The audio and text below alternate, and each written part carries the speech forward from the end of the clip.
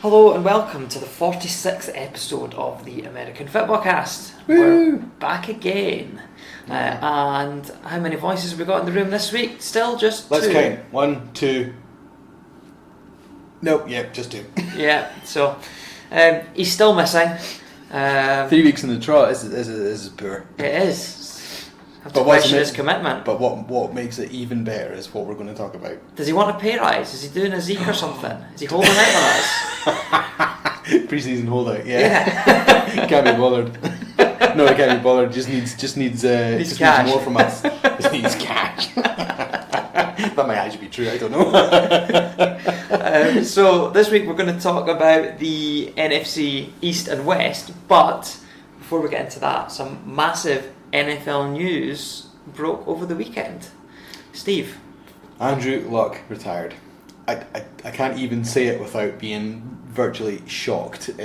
I cannot think of anything that is equivalent of someone who is, I would say, at the peak. Yep. You know, he was, not talk about where he is in the quarterback rankings. He's definitely above Jameis Winston. I'll give it that.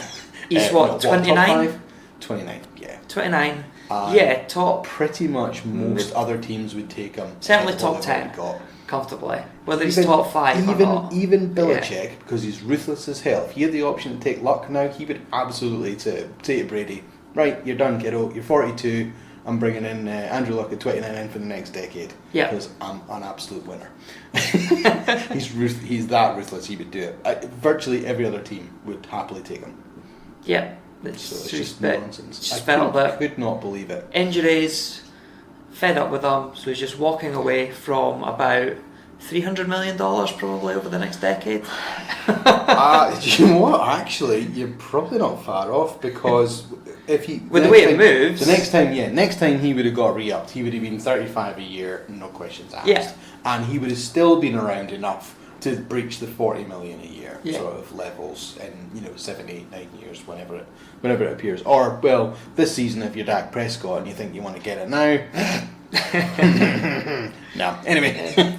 huge, massive news. A little bit devastated, to be honest. Yeah, maybe in so. the most neutral. I love just anybody, and it's particularly players in the game that make me enjoy watching it. And he had his one bad year where his shoulder was, he was done. He had the whole of last off season. You didn't know if he was coming back, what he was going to be. And actually, he balled out last year. It was really good, solid numbers everywhere. And then he's got injured again. He's like, do you know what? I can't do this anymore. He's just not in his head. He's done.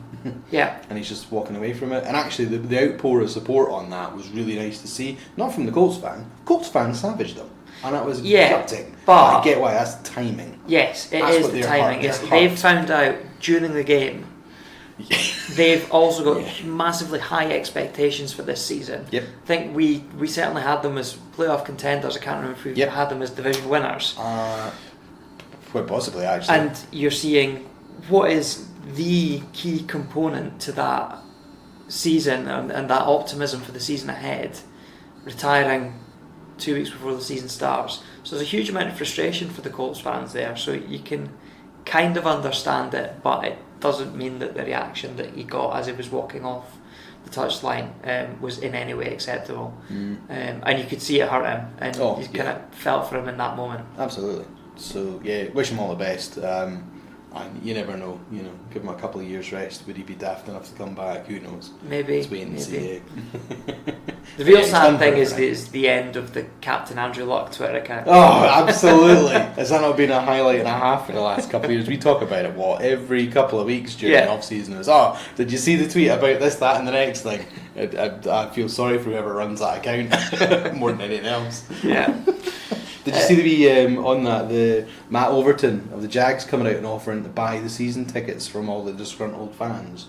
I did see that. Which I thought was one quite classy, because he used to play with Luck. He's a long snapper, is he not, Matt Overton? Is that right? I'm trying to remember what position is it, but anyway. Used to play at the Colts, and he's now with the Jags, and he's so annoyed with the people that are raging about it. He's like, I'll buy your season ticket. I'm going to donate it to some kid who wants to go and see them instead, give it to a charity. So we'll see if anyone takes him up on that. But yeah, cool. So on to the main event. So No, do you know what? I'm gonna politely disagree with you there on that front. We're talking about the NFC least right now, okay? We are. I'd far rather talk about Andrew Luck for the next 15 minutes than these 4 teams, but you know. But hey. Right. So yes, the NFC least, NFC East. 4 teams in this division are the Philadelphia Eagles, Dallas Cowboys, the New York Giants, and some other team. That racist name. Oh wow, you've gone there. Do you know what?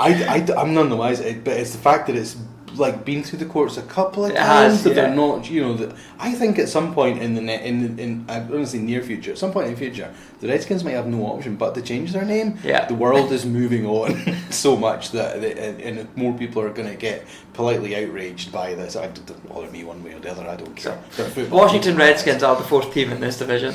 Oh yeah, Gav's team. Yeah. He's not here to defend Who's them. he?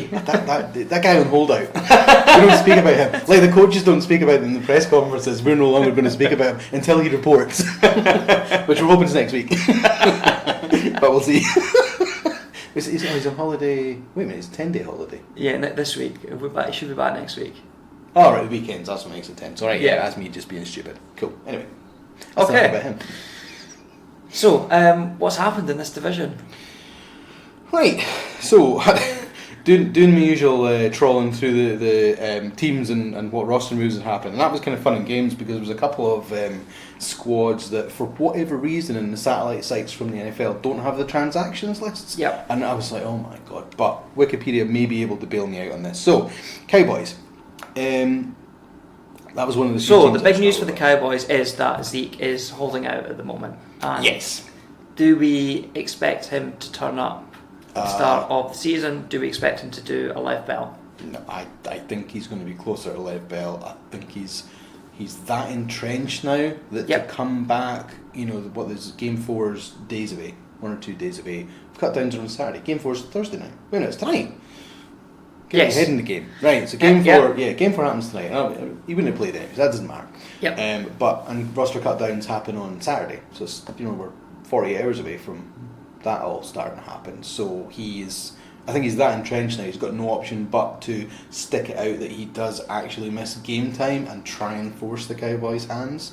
He said he is not signing a contract unless he is made the highest paid running back in the league. Is that what? And do you know what? I know he came out and said something recently about it because they had offered him. So Stephen Jones had said top 5 money a while ago.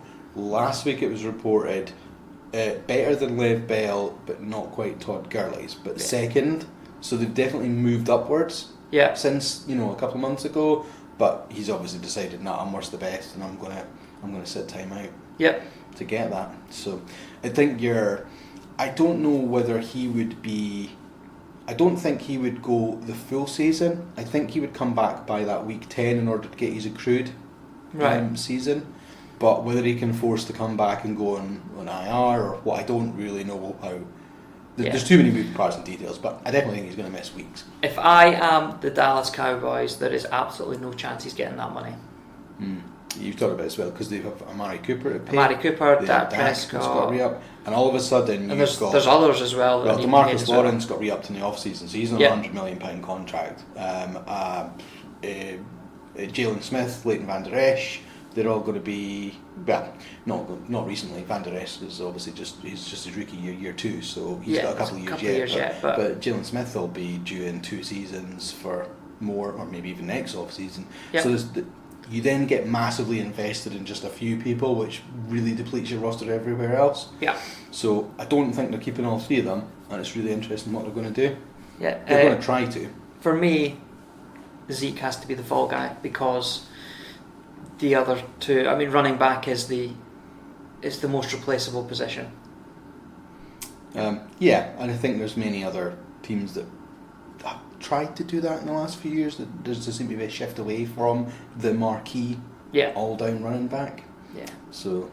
Right. So what else have they done? They picked up Alfred Morris, Randall Cobb they got in, which I totally missed. I don't remember them picking up Randall. No, I don't remember that either. Jason Witten came out of retirement. I don't know how good a move that is, but so one season in the booth and then he's back to playing. So yeah, I don't think he had much. I don't think he was going back to the booth. No, he got slated for that. He was poor. Yeah. Kerry Hyder from the Lions, the defensive end. That's actually quite a solid roster move. In terms of re-signings, the only one I would say of note, and this is no slight on anyone else, is obviously getting DeMarcus Lawrence signed up long term. They brought in Robert Quinn from the Dolphins. A few people that they lost. They lost Cole Beasley up to the Bills. Yep. Alan Hearns left to go to Miami, but he, for whatever reason, it just didn't work for him in Dallas. He was great in Jacksonville, and he's got lost for a few seasons.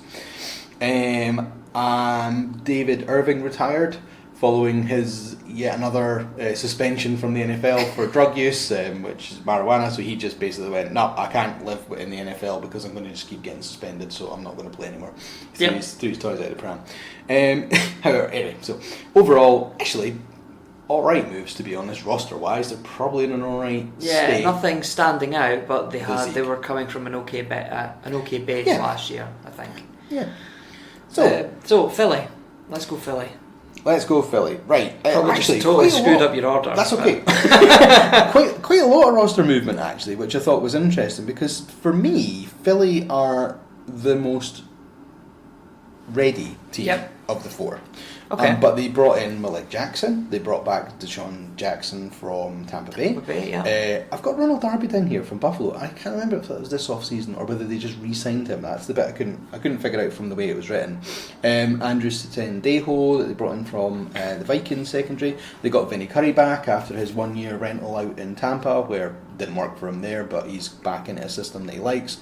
They picked up Jordan Howard from the Bears for the running backs. They've got Jonathan Cyprien, who was a Jaguar. Did he go 1 year via Tennessee? You tell me. I don't. So quite a lot of additions in a roster I thought was already very well primed. They have lost two fairly major parts. So the lesser of the two majors, Michael Bennett off the D-line, has gone up to the Patriots, who traded for him. So that's a little bit of a loss. However, they have lost Nick Foles, which is obviously the big problem with him. And gave Carson Wentz a great big huge contract. Good 150 mil worth, sort of. It yes, was definitely. a $128 million contract extension over 4 years with 107 guaranteed. 30 million, so 30 million a year, so, which is the going rate these days. So Yep. They decided to go on him, even though his inverted commas injury issues, because he hasn't played a playoff game in the last couple of seasons, hasn't he? Because he keeps getting injured. And they now have a massive problem with quarterback depth, because the projected backup, who I cannot remember, got injured in pre-season game 1, and I think they've lost somebody else since then as well. So they brought in Josh McCown.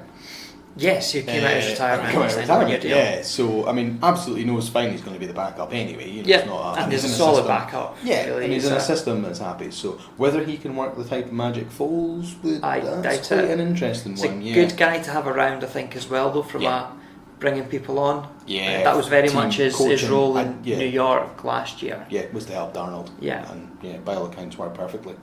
So quite a lot of movement in the Eagles, which I was really surprised with when I started looking into it. Yeah. And now, which of the dumpster fires are we going to talk about first? I'll leave it up to you. They did bring in Darby this season. I've just seen. Yeah. So will we go up to New York? Let's go to New York. Let's go to New York, right? So, good old Giants. Now, actually, in terms of name value, they were the ones that did the complete mental blockbuster trade. So the two-way player swap. So they brought in Kevin Zeitler and Jabril Peppers for the Browns, and they gave away Olivia Vernon and OBJ. To me, on paper, that's a completely one-sided trade, but for what OBJ was becoming a distraction for the Giants. And Vernon it just didn't work for him. I mean, he got daft money moving from Miami up to New York, and just has taken his 50 odd million and done nothing with it really. So he gets a bit of a second chance. Zeitler is a really good upgrade in the O-line. That's more a loss, I think. That's like massively one-sided, one way. That I don't think Cleveland are going to replace him as well as Joaquin. We were talking about this last week. Yeah. About Adrian Amos in the secondary at the Bears. And the Jabril Peppers one, you could probably flick a coin on that one. They've lost Landon Collins Yeah. Whether who did they pick up? Golden Tate, who they got suspended for 4 weeks this season, so that's a bit of a ouch. Antoine Bethea they've picked up. Other than that, I wasn't massively, name recognition wise, anybody else. Yeah. Fairly So it flat. feels like they've lost more than they've gained. Yes. It's probably worth discussing, but I think we'll leave it till quarter two. More, it's the quarterback. We'll talk about the quarterbacks and what they drafted. We'll do that. We'll leave that in quarter two wherever we place these teams, because that's kind of a. It looks like Gettleman is trying to do a soft reset. Yeah. I'd say. So in terms of player movement, it's fairly flat year on year. But when you're starting off on a 3-13 season last year, yes. You kind of want to be upgrading that roster as best you can. So yeah, we'll see. So that's the Giants movement, and that takes us to. Did you call them a dumpster fire? Did you? I did, yeah. Gavs, Washington Redskins. Yeah. So their big move was they also drafted a quarterback and brought one in. Yeah, because poor Alex Smith got his blinking leg absolutely savaged. So so he's still about. He's not been. Yep, He's still IR. Yep. It's not been injury settled or anything like that. No, I think there seems to be virtually no chance he's playing this season at all. Yeah. Not that I've actually heard anything recent, but he did take a long time to recover from it and had to have, I think, at least 3 separate surgeries over a couple of months. Because there was infections and things as well, wasn't there? Yeah. Talking about potentially even losing his leg. Yes, that was. I was going to say that. I'm sure I'd heard at one point there was a lot of rumblings that it could have been that serious that he could have actually had to get his leg amputated, and that's a bit of a problem when you're an NFL quarterback, and that's really important. Yeah. So yes, they moved on. They brought in Case Keenum. Yeah. Really nice guy. By all accounts. And then drafted Dwayne Haskins, but they've already announced that Keenum will be the starter.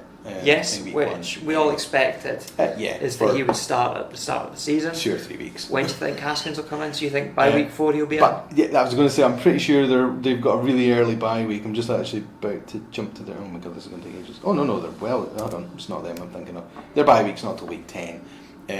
Week 4 against the Giants. Yeah, so they open at Philly, then they're at home to the Cowboys, then they're at home to the Bears. That's enough to probably set you off the season 0-3, and therefore you're facing the Giants and you just go, sod it, what does it matter? Yeah. Because Gruden's going to have to think, he must be in a sticky wicket. Will there be 2 rookie quarterbacks in that game, do you think? Let's hold that for quarter 2. I like that question. So roster move wise, they brought in Landon Collins from the Giants on the biggest safety contract still. It was at the time. I can't think of anyone that's beaten it since. Earl Thomas, did Earl Thomas beat it on an average or did he not? I can't actually. You know what? It doesn't matter. Landon Collins, $84 million worth of stealing from your opponents, which is quite nice. Dominic Rodgers-Cromartie came in. Donald Penn has come in, but we'll talk about it in 2 seconds. They've got the Reuben Foster trade and waiver pickup when he was suspended from the 49ers, but any pending investigations and or suspensions are all dropped. So they managed to pick up a first round linebacker for nothing and have him ready for week 1, which is an interesting one depending on your viewpoint as to whether he deserves it or not. But in terms of pure talent acquisition, really solid move for them. That's worked really well for and him. He's also going to be playing with a lot of guys that he played with in college on defense as well, isn't it? Yeah, because Gav mentioned this before. This is like mini Alabama, isn't it? Yeah, it's about 8 players on the roster or something. So the final part of the roster movement, which I think we'll hold over because we're probably getting pretty close to the end of what we normally would run in quarter 1, is the fact that they had to pick up Donald Penn because Trent Williams is not reporting. Yes. Which is a huge loss. Arguably the best player on the roster? I'm trying to think who beats him. That's the thing that I'm trying to, actually get in my head. Certainly. He's right up there. Yeah. Absolute core piece of the roster. Massive person to lose because he is your left tackle, and particularly when you're, inverted commas, downgrading your quarterback situation, certainly short term. Yeah. With the loss of Smith and having to replace him with the people's placeholder asking him. This placeholder, I like that. Poor guy, he just gets bounced around season to season now Yeah. and loses out to somebody else, some backup or some rookie. But that's likely to happen yet again this season. So yeah, losing your left tackle, that's a big problem. So yeah, quite a lot of movement. Good bit of discussion about where they're going to finish when we come back. Yeah, so that's Steve's summary of the roster moves and Sorry, the I'm just NFC, going to take the West. the NFC least. As Steve termed it. Yeah, it's so yeah, join us in the second quarter when we discuss where we think these teams are going to finish up.